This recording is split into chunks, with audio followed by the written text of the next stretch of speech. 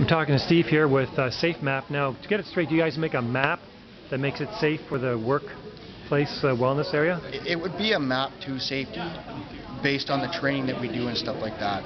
So what is this? Safe Map is a behavior-based safety program that is based on the belief that employees should be your most valuable asset when it comes to safety, your strongest link instead of your weakest link. Okay. Not on people making mistakes. You're not counting on them to make mistakes. You're training them to make good assessments and to make the right decisions. So how do they do that?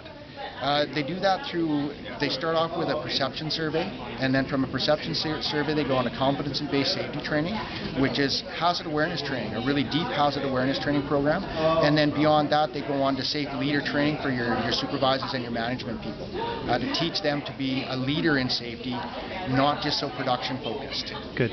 Now so you got Safe Map and Risk Map and Procon Safe. What are those? Safe Map is the international branch of Safe Map. Risk Map is the North American branch of Safe Map, the same thing.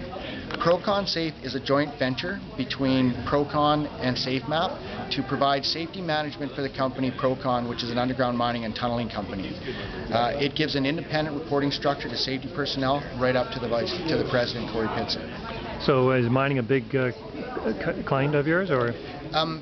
Mining is, I actually work for Procon in the mining industry. That is the focus of the Procon Safe, is for the mining company. It can be converted to any other industry though, the Safe Map part of it can be converted. So for example, what do you have in your hand there? For example here, I've got a risk calculating device called a risk disc. It's a human error calculator. Oh. This device is used for employees to encourage them to take a step back and take a look at what they're doing before they start the job and recognize the risk involved with the job that they're doing. So for example? For example, cutting the lawn, mowing the lawn. You can use this for something as simple as mowing the lawn. So aside from at work, so to speak? Yeah. Or unless also cutting the lawn is your work? Exactly. Okay. It could be your work. So you've got this disc here, and the corresponding discs go along with the columns at the top here. So you're trying to figure out, you're going to mow the lawn. You have a wife that wants you to get the lawn mowed, and you have a game that's coming on. Or a boss that wants you to get done quickly because weather's going to change, or weather's going to change. The event's going to start soon.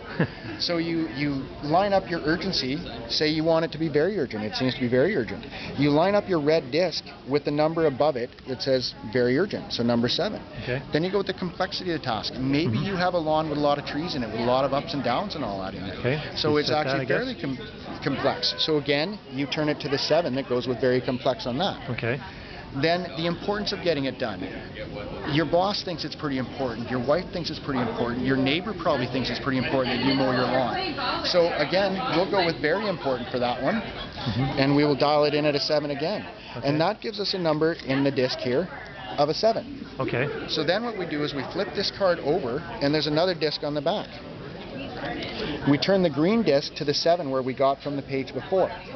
Then we go down to the orange column here and figure out the skill of the person doing the job.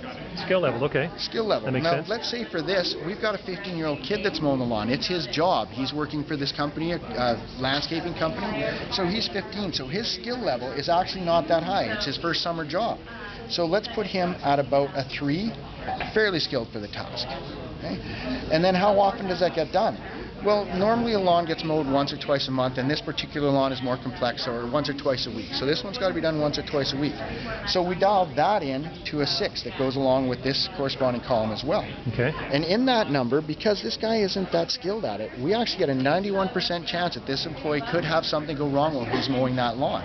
So that's, I get it, the percentage of an accident recurring. Occurring, yes.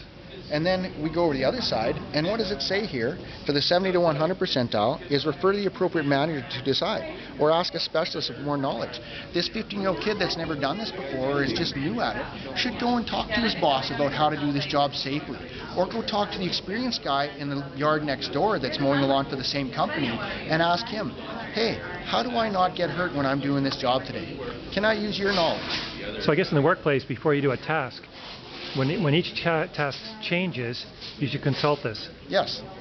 Excellent. Task-based, not daily-based or anything like that. It's task-based. Excellent. As simple as mowing a lawn, or something more sophisticated at work?